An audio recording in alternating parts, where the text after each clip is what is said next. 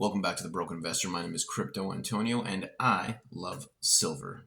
Today we're going to be talking about general market weakness across many markets, Bitcoin, stocks, and we're going to look at metals as well. I think we have to brush up on metals. We haven't really talked about the metals too much. So with that, let's get started. Before we go, just know that nothing you see here is financial advice. Please do your own research on any project, trade, investment, asset, crypto, etc. I am not a financial advisor. So let's get right into it. So the Bitcoin. Super volatile downtrend for Bitcoin, as we have been discussing over the past few days, and it continues. Currently, Bitcoin is sitting at about 94,120 US dollars, and we saw our initial downtrend begin around January 7th was when it started. It was about 5 days ago or so, and we went all the way down to, we wicked down to 91,399 before seeing a pretty strong rally back up. I thought we were having a reversal there. That was on January 9th. It looked like we had a reversal, and we closed strong. It was a pretty strong candle on the way up, only just to get rejected on Friday, January 10th, wicking down to 92,000. What was it? Wicking down to, about $92,300 around there. Currently, we wicked back up. I think we went to 95,250, and we are consolidating in that $94,000 range. So for me, I still think there's more weakness and more of a downtrend to go, especially pulling back on the chart. Let's give me a moment here. Especially, looking back on the chart, we've just been pretty weak since that top of $108,000. So again, I've said it over and over and over. My expectation is that the Bitcoin market will pump closer to the Donald Trump inauguration. I think on inauguration day, we'll see some sales, some Bitcoin buying. And if we get some bullish news that week, we could see that trend kind of continue. However, I don't know if we will break too much higher above $102,000. If we do break above $102,000, which is a significant resistance zone right now, there could be, the market could shift and we could see that rally a little more. The general sentiment out there is that the 80s is on the way. $80,000 Bitcoin is coming. So, right now on the 4-hour chart, we're kind of in a massive bear flag right now. And we had a strong down leg with some consolidation. So those patterns typically break to the downside. So $80,000, quite possible. Losing that bullish sentiment that we were building up into last year. And I'm pretty sure the year ended, 2024 ended with some really strong bullish sentiment, and then it just kind of has not gone that way so far this year. We're seeing a lot of, and again, it's very, very strange because we do see a lot of big entities continuing to buy. Anyone who's anyone knows that Bitcoin under $100,000 is a very good deal. So we do see that there are major players buying. ETFs are kind of back and forth as well. We're seeing a lot of outflows. Because at the end of the day, investors are people, and people are driven by emotion. So when they see the price drop, especially people who are new to the asset, a lot of the much older crowd that's more invested in the traditional space, they see this type of volatility, they'll probably get out. They'll probably get out at a loss because they were probably buying close to the top, which is kind of how we got to that 108,000. Seeing the Trump rally, the Trump election, the U.S. election rally from November 5th into the end of December, I can see a lot of people getting emotional and buying the top. So I could see that with a little bit of a lack of volume over the holidays, and now the bearish sentiment, I'm betting a lot of people are selling at a loss, whether it's spot or in the ETFs. So generally, that's kind of what what I'm looking at for Bitcoin right now. I'm just going to flip over to the 1-day chart, and eventually we're going to have the charts up here in this space. We're going to kind of move forward with our with our tech here. Literally, we're in a blue sky zone, as they say, for Bitcoin, which is like, there is no top, but we have had a top, and there is not a lot of support. I think the next leg of support is down at $73,000 is when we have our real support for Bitcoin, and that was just before the U.S. election. That was back around October 30th. We were at those levels, so nothing to say that we can't go back down there. And some people are even saying we could go back down to $30,000 Bitcoin. So those are the extreme bear scenarios. However, with that type of sentiment, I always get a little bit bullish. People want to sell, let the price drop, and that's when you can accumulate some more. If you got the cojones to do so, you can start shorting the market. But yeah, generally a lot of weakness for Bitcoin, a lot of more fear than greed. I think we're sitting at about 50 at the fear and greed index. That's what it was about a day or two ago, but that does change. Let's have a look. The fear and greed for Bitcoin. And that's also a subjective measure as well, because we have different fear and greed indexes that sometimes they vary by about up to 25 points, which is a lot. So the Binance fear and greed index says we're at 62, which is still in greed territory. And let's see what the coin market cap fear and greed index will tell us. Again, they're saying 48 neutral, right? I'm willing to bet, I guess because the Binance one is probably going by price rather than overall sentiment. Whereas this one, the coin market cap fear and greed index at 48, I think that's more of a closer reflection of where we are. However, my opinion could be skewed as well. So with Bitcoin, yeah, more downside, not a lot of support, consolidating on the downtrend, rejected at 102, not able to push. Maybe Donald Trump gets us back to 102. However, if we drop down into the 80s, it's going to take a lot more drive to move that price higher. So I've been saying all week that for the Trump election, we're going to see a pump, but it's not going to, I think it's just going to be a pump. I don't think it's going to be a sustained rally. However, anything can change, and I'm willing to change my opinion as the market shows me the information. So that's Bitcoin in a nutshell. Let's flip over to the stocks. We haven't talked stocks in a little while, so we're just going to keep it very general. We're just going to go to the NASDAQ. I'm going to see what the NASDAQ is doing. Just a general, just the NASDAQ, US tech. So the NASDAQ, we're seeing here we're in a downward trend. It looks like we are. It looks like we're forming on the 1 day. It looks like we're forming a bit of a bull flag. However, we're seeing it top out. We topped out December 17th at 22, topped out at 21 December 26th, and we topped out again January 8th at 21. So we're seeing it's in a downward channel for sure. However, we do see a bit of a bear flag. It looks like it's flagging out. It could potentially, it looks like a correction, and it looks like it will kind of pop back up to maybe, oh man, this is so hard to tell, probably just shy of 23,000 for the NASDAQ. And again, with the US jobs numbers coming out the other day, even though it was a very good report, it seems to be wreaking havoc on markets. Strong job numbers and falling stocks seem to. I wasn't expecting that. I wasn't expecting to get good job numbers out of the from the States and then have the markets kind of correct. That, and also the general sentiment out there is that the stock market is going to have a major correction coming up. Let's gonna have a quick look at the Dow Jones. The Dow Jones.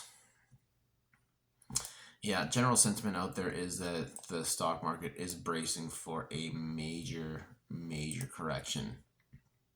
as we move into the year here. We, like I said, I've been mentioning. Like I feel like I'm repeating myself at this point. We saw Warren Buffett cash out. We saw Mark Zuckerberg cash out late last year. These people, they know things. They probably know a lot more than I do, and can probably give a lot better predictions. And yeah, yeah. Just very, very cautious territory out there. I mean, we're seeing pullbacks in a lot of the magnificent sevens. They're all kind of pulling back right now, and just overall, like, stocks are just. I mean, you can tell by the way I talk, but I'm not a big stocks guy. So I cover just so I can educate myself about it more. I just look at the general trend and base that and to reflect my metals and crypto outlook. But looks like Dow Jones, S&P, and the Nasdaq are all in a corrective mode right now, and a lot of big analysts out there saying that there's going to be a major correction, up to 25% correction coming for these markets in 2025. Just you know, everyone says the stock market can only go up, and I think that is a major contributor as to why we're going to have a correction. It's we're in some euphoric bull market stage, and I think there needs to be some pain and some liquidations, so we can actually start seeing some actual true valuations in these markets. And of course, it's just I just don't know. I think these markets are heavily manipulated anyway, and you know, I really don't know just how accurate any market really is, or how to actually measure the value of any of those markets. But we'll see. We'll go with it. We'll try to understand it more. But yeah, like, general sentiment, downward trend, looking for a correction in 2025. Big money is pulling out. Big stocks are getting weak. So you want your short weakness and you want to long strength, and we're seeing kind of a slowdown at these tops and a slight curving to the downside on the Dow Jones, the Nasdaq, the S&P 500, and of course the Russell 2000 taking bigger hits because those are smaller cap stocks.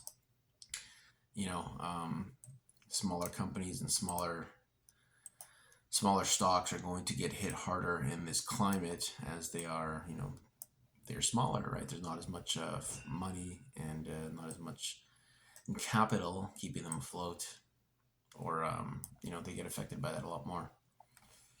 So this is going to be a quick one today, guys. It's not going to be a crazy long video, but I want to just go ahead right into metals, of course.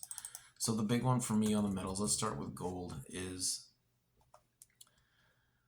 we saw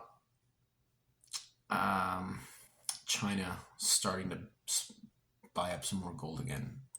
China has been hoarding gold for a very long time. I think all of into late 2023 and pretty much all of 2024, they've been hoarding mass amounts of gold, and gold continuing to show strength. Because I think what we're seeing is a lot of that capital coming out of stocks and going to safe haven plays such as gold. So gold here sitting about $2,689 as of recording this. And we do see that since we got that sentiment in the markets getting a little weak, we have seen a little bit of a bump in gold. And again, as things start to roll over, people want to feel safe and secure with their capital. People don't want to really have money sitting in banks, because banks, of course, are capable of failing. You can't really trust the banks anymore. You never should have trusted the banks. But yeah, gold definitely having a bump, a bit of a pump with the China buying and the stock market rolling over. I think if this trend continues with gold, let me just have a quick look here.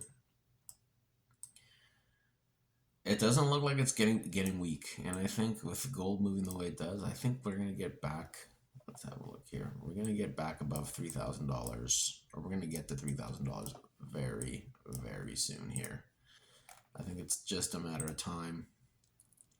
Yeah, gold hitting all-time highs into last year. and that trend is going to keep going. We're going to break. I think 3,100 is not very far away for gold. So buy your gold bars, get your flight to safety, because in this inflated market, I think we are due for a big correction. Like, you'd have to be foolish not to think that's possible, or not to think that that's going to happen anytime soon. You can't stay in this euphoric mindset. Like we've been saying, you gotta get out when everyone's in, and you gotta buy when it's uncomfortable, or when you're fearful, because that typically when you're working with the market and the market's not working against you. Gold, gold, gold. So yeah, I think that's gonna be a. Let's see here. Let me see. Gold is in like a rising channel right now. Let me see if I can just bring that up on my PC here. Yeah, it's in a rising channel, and there was an opportunity to buy when this little bull flag that it formed dipped down to, what was it? What was our price here? Dipped down to about 25.38. It dipped down. So again, slow. Gold moves a lot slower, not as exciting, but it's important that we look at it. It's important that I look at it and understand it, just because it is that traditional safe haven. And again, feel all that money from stocks is rolling into gold. Let's finish off with silver here. I promise you guys I'm going to be covering stocks in more detail. I'm very general with stocks. I'm not a very stocky guy. I would not be buying things like Nvidia right now. That thing is overinflated. I would not be buying Tesla. Anything that's making an all-time high in the stock market, I would not be buying right now. Of course, with the correction the past few days, it might be a good time for a decent entry, but myself generally not a big stocks guy. If I do get into stocks, it's going to be more like infrastructure plays and resource type plays, but not necessarily companies and things like that. Tech, definitely not in on the tech stocks, just because there's just too much. I feel there's just too many layers to a stock, right? You're buying. What are you buying? Are you buying the business and its products and in their performance? Are you buying a leadership team? Are you buying the market sentiment? Like, the market sentiment, the way the business runs and the way it's ran and the people that run it are like 4 different factors that can alter the price of the stock at any given point or time. And they may not necessarily correlate to the value sometimes. So for me, I have to understand it more. I gotta, even blue chips, blue chips are good. Like, you get your 100+ year stocks, your Coca-Colas and things like that. I still have to feel more comfortable with all those elements being a part of the investment before I get in. So we're getting a little long-winded here on the video. About 18 minutes. So again, silver, my beautiful, beautiful silver. Love silver. Just love the way it feels in your hands, If you were buying silver back in March 2020, you'd been buying it at $12 an ounce, right? Peaked out at $34 in October 24, and today we're at about $30.38, which is a little bit down from the last time we looked at it. I think the last time we mentioned silver in a video was at $30.50. I think it got to 54 cents later that day, and then now we're kind of moving a little bit down here. Looking on the week, let's have a look at the daily chart. So again, I always stick by my play on silver. Like, a lot of people find it very boring. Like, it's not as exciting as Bitcoin or crypto or tech stocks. But at the end of the day, for me it's just a major industrial play. Everything we need uses it. Everything we use needs it. Whatever. And it's in absolutely everything we use. Like, as for not everything I do is in a tech stock, but every tech stock that makes technology products needs silver.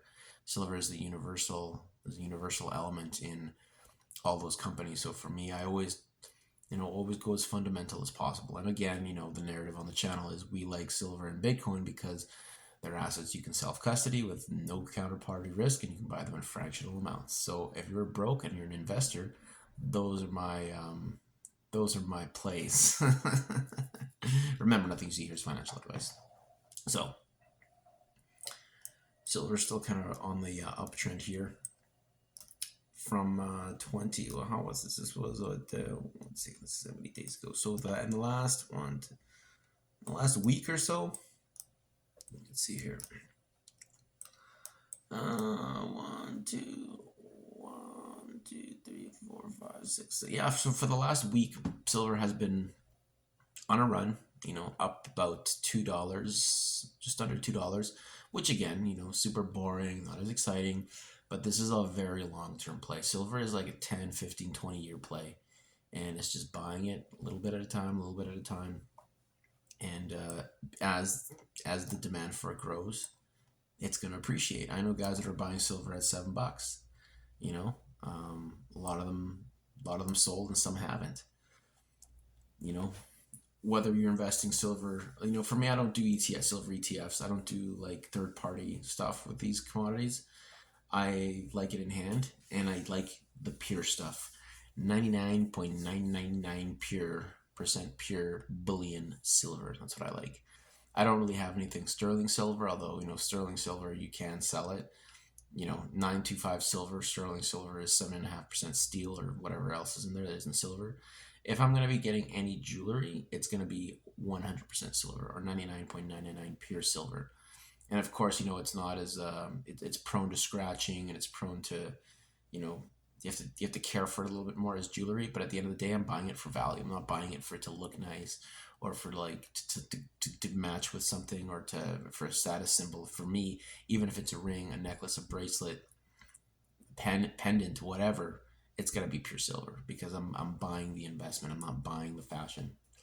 So generally, since about October 23rd, we're kind of having a downtrend for silver, right? $34, getting rejected again at 32, about 30, just about $32. And today, kind of working our way up about towards that $30 range. I still think silver is not performing the way it should because it's super manipulated because we need it in everything in the world, plus weapons and radar and who knows what. If you want to know more about the silver manipulation, just Google it. Just Google big banks manipulating silver price. Google that. There's plenty of content out there to educate you on it. But yeah, I think we're just seeing the suppression of it. Eventually, I think it's going to pop.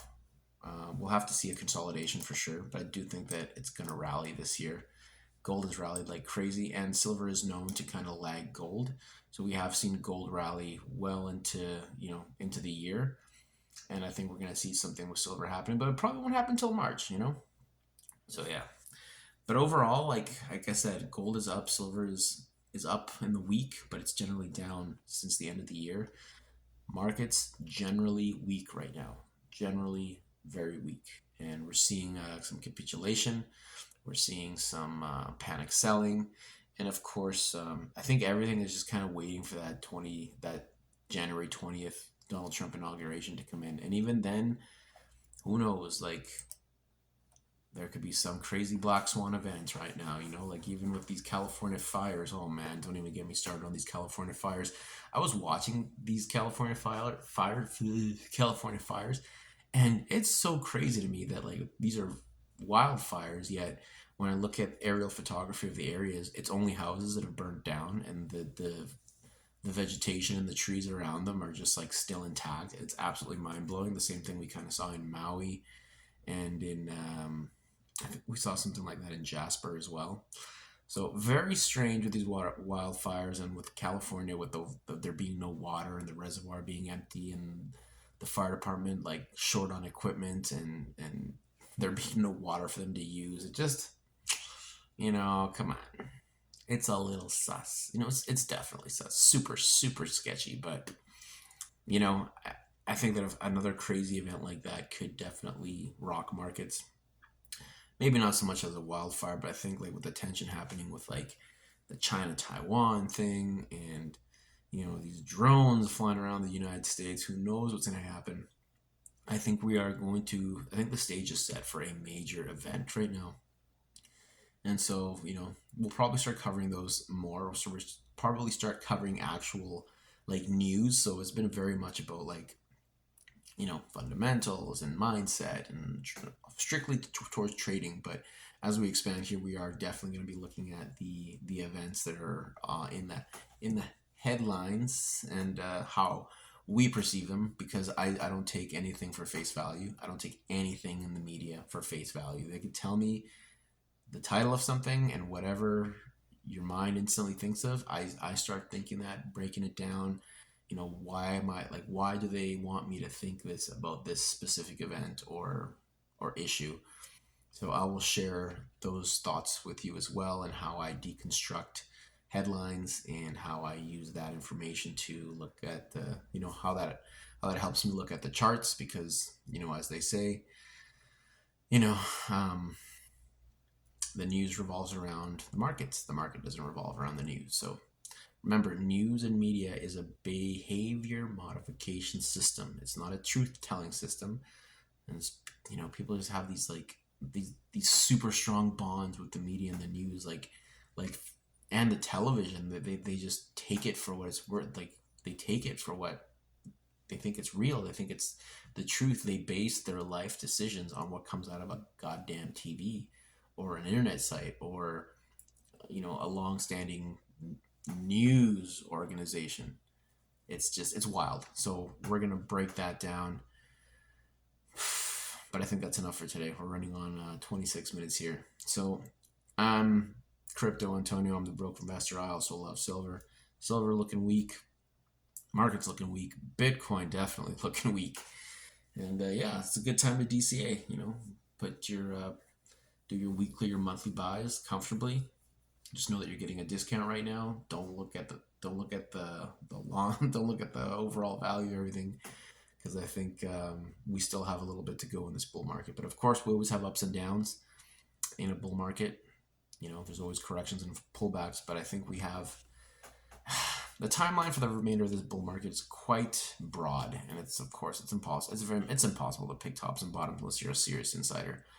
But they're saying March 2025 to very early 2026 is what we have left. So, we saw the big money pull out, late last year. So maybe it's gonna stop or end much sooner than that, so they can buy up all the assets. Okay, so that's enough rambling for today. I want to try to make these videos a little bit more interesting. I know they're getting a little boring, and I can see some people are clicking off. But yeah, the tech is coming. We're gonna get sharper looking images. We're gonna have the charts up with us, and we're gonna start covering news and the sentiment behind the news, and how that affects the market, how that affects the psychology of investors, and how that's going to affect us at the bottom line, because we are studying all of this to get ahead. All right. So thanks again. Take care, and I'll see you on the next one.